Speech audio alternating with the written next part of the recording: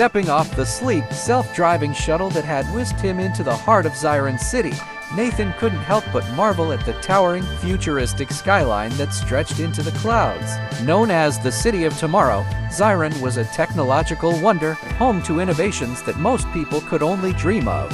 Everything was automated, from the silent drones zipping overhead to the smart walkways that guided pedestrians with glowing patterns beneath their feet.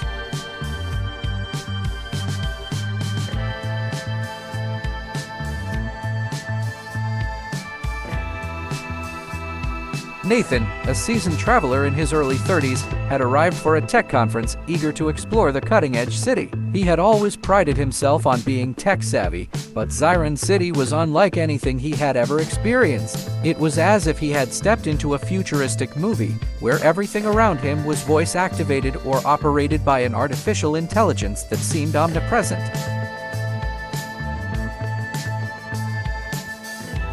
As he walked through the busy streets, his excitement grew. The city's glass facades gleamed in the daylight, and every surface seemed to pulse with digital information, floating advertisements, real-time city maps, and virtual assistants that greeted visitors. Nathan pulled out his phone to check the directions to his hotel, but the signal dropped almost instantly.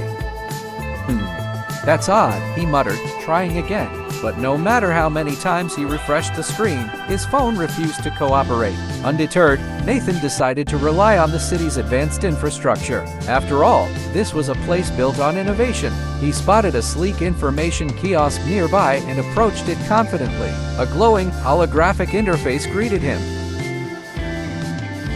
"Welcome to Zyron City," the kiosk's soft voice said. "How may I assist you?" "I need directions to the Nexus Hotel," Nathan replied. The kiosk's display flickered for a moment before an error message flashed. "System unavailable. Please try again later." Nathan frowned, glancing around. The kiosks were scattered throughout the city, but as he observed the nearest ones, he noticed that several other travelers were experiencing the same issue. "System glitch, perhaps," he muttered. "No problem. He'd figure it out."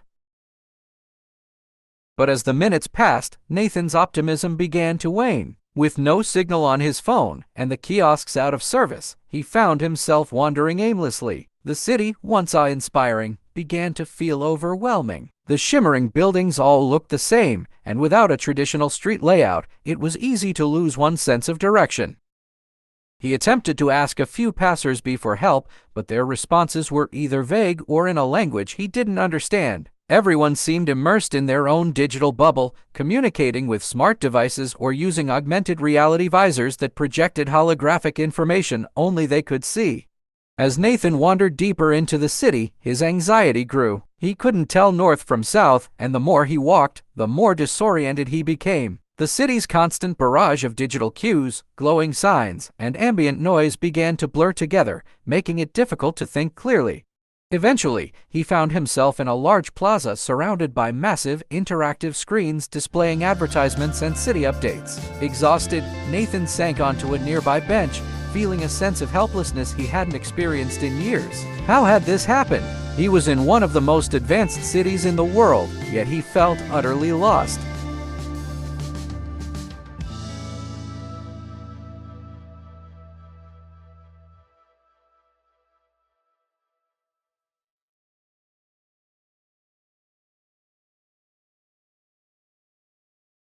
As he sat there, his mind racing, a gentle voice interrupted his thoughts. "Are you okay?" Nathan looked up to see an elderly woman standing before him, holding a cane in one hand and a small, old-fashioned map in the other. Her kind eyes sparkled as she waited for his response. I'm lost," Nathan admitted, embarrassed. "I can't seem to figure out where I am, and none of the tech is working." The woman smiled knowingly and sat beside him.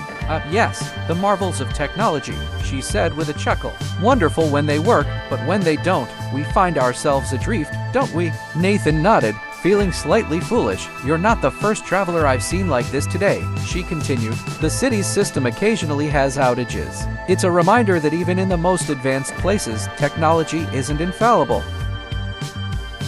The woman unfolded her map, a simple, printed one with streets and landmarks clearly marked. She handed it to Nathan. "Here, old-fashioned, but reliable. Nexus Hotel is just a few blocks away. Take the next left at the fountain and you'll find it, Nathan stared at the map, a wave of gratitude washing over him. It was such a simple tool, yet it felt like a lifeline. "Thank you so much," he said.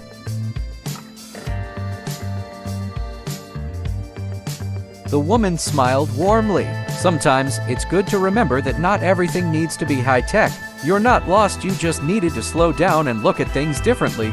Taking her advice to heart, Nathan followed the map and easily found his way to the Nexus Hotel. As he checked in and made his way to his room, he reflected on the day's events. In a city filled with cutting-edge technology, it was an old map and a kind stranger that had helped him find his way.